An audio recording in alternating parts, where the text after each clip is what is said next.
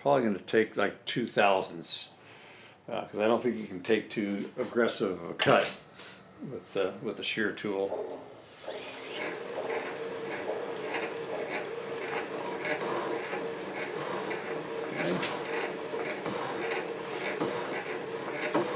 A little more than I was planning on. I'm just going to go with that just to get started.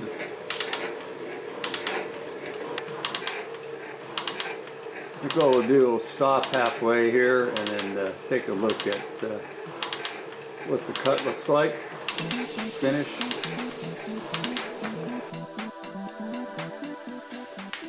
Hey guys, yeah, where have I been? A little vacation. This time of year is, for me, it's hunting season. Spent about 3 weeks in Idaho chasing some elk around the mountains and visiting some family and friends that we have there. Just a nice little getaway. I've also been doing a bunch of work in the backyard, just trying to get things put away, cleaned up, taking advantage of the dry weather before the rains get here. I did get a bunch of free structural type metal, mostly steel, from one of my neighbors. And that prompted a major cleanup of my storage rack.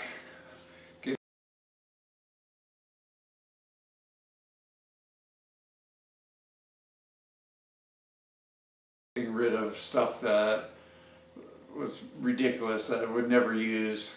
So I got a big pile of metal ready to go to the scrapyard.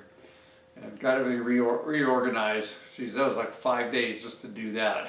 Major project. So anyways, had a little bit of time to play around with the shaper, so let's get back at it. Trying out a shear tool and just getting a little more experience on, you know, depths of cut, feeds, that kind of thing, and trying to resolve, you know, a little bit of chatter issue that I noticed, and you know, just learning in general. I'm also going to put a link down below.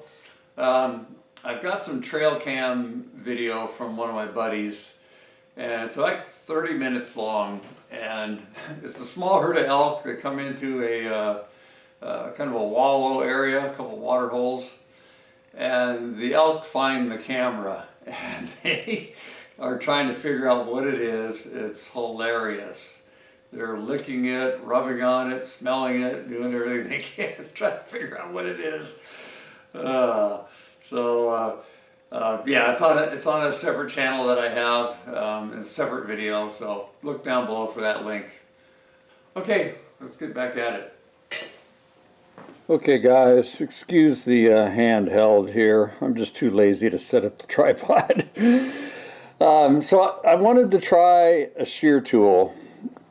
So I just ground this up and I put just a slight radius on the nose there, and I went with a, hopefully you guys can see it, I went with a 45-degree angle. There's not a lot of information as far as in literature on how to grind these. Best info out there I found is just on YouTube, so I'm just copying what somebody else did. It's got a little bit of back rake. Look at it from the side here. That's actually just the standard back rake that comes on these tool bits. So anyways, let's give it a try. One of the tools that I was just watching on YouTube, I had like a 70-degree angle. So I'm going to start with a 45 and see what happens. So let me get this set up. Here's our tool set up.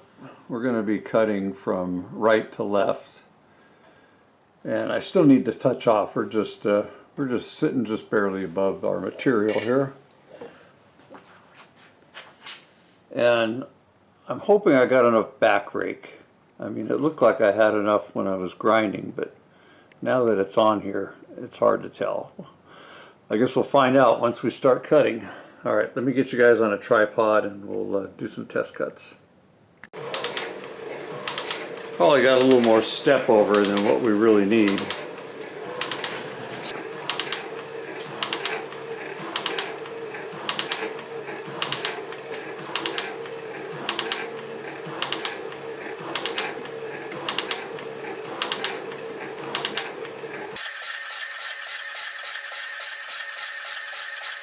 I think what we'll do, we'll stop halfway here and then take a look at what the cut looks like. Finish. Trying to get you guys out of the glare here. So that doesn't look half bad. I don't know if you heard, I got an issue with the belt guard when I disengaged the clutch, which does nothing more than just loosen the belts. I'm getting some flopping and it's against the belt guard, making a horrible noise. It's not hurting anything. Okay, yeah, interesting.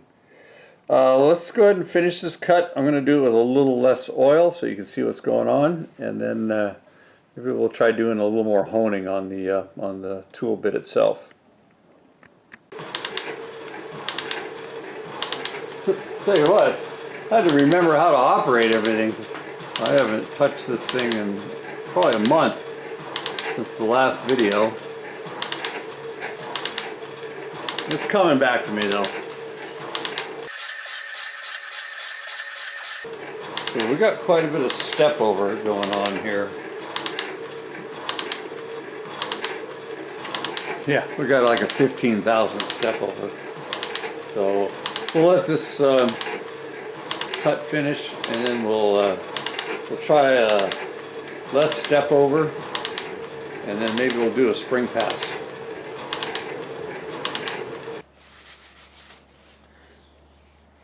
Boy, I tell you what, for our first try, that's a pretty nice finish.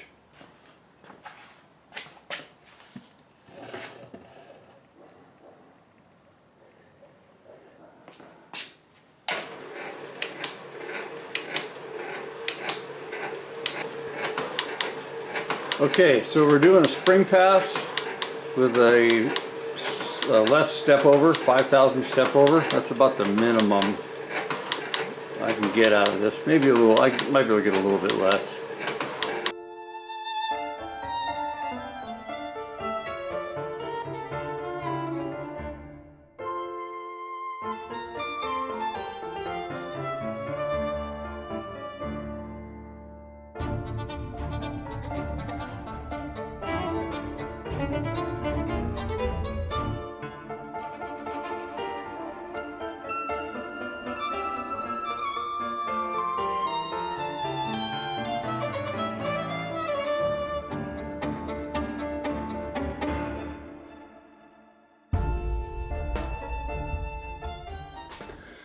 Okay, the overall finish is really awesome, but I'm getting, can you see this weird pattern? I'm getting this weird gouging on the beginning of the cut, and it's got to be something isn't rigid.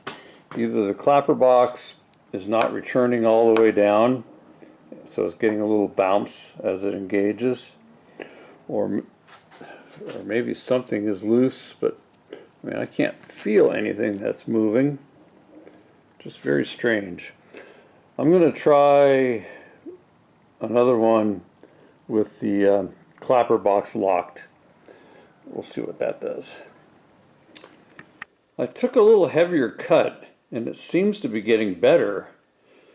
And I did, halfway through this cut, I did loosen up the clapper box lock, and it made no difference. So I don't think it's a clapper box issue. It might just be that I'm taking too light of a cut and it's putting some kind of a chatter in there. There's still a little bit here. I don't know if that's showing up or not, but I think that's from the previous cut. It's just below the level that we were cutting. So I'm gonna make another pass. Slightly deeper cut, but with less step over. And let's see what happens. If anybody's got any input, throw it down below. Let me know what you think. This is looking quite a bit better. So deeper cut, less step over. I have, well, till then, I was going to say I have heard the clapper box hang up once or twice here. Might have to put a spring on it like Rusty Knox has, or maybe a little more weight on it. Alright, we'll see what it looks like when we get to the end. Okay, not perfect, but a lot better. So heavier cut, less step over. We got rid of that artifact in the beginning there, little chatter marks. So I think that's what's happening. It's not a heavy enough cut, and you get some bouncing or some, I don't know, gouging of the tool bit when it starts. And I had a couple strokes where I got some chatter. It's very random, so I'm not sure what happened there. But anyways, we're learning. We're getting there. I think I'm going to put a little more back relief on this tool bit.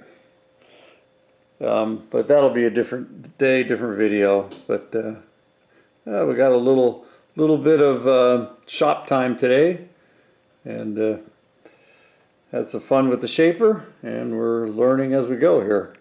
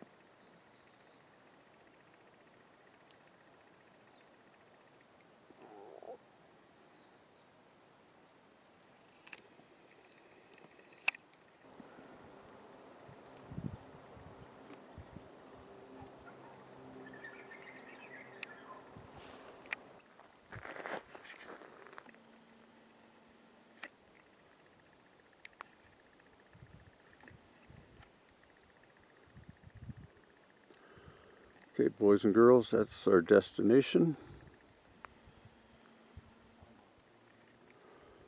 We're up here on this ridge, it's kind of like a knife edge. We're just hunting this canyon.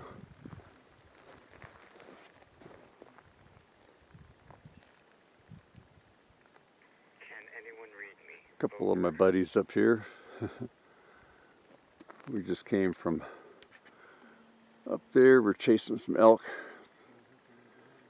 Yeah, they got away this time, so we're just heading down. Time for lunch.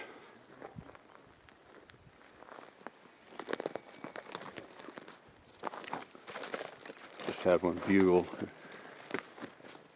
There's one over here. This is a kind of a box canyon. They're in a safe spot.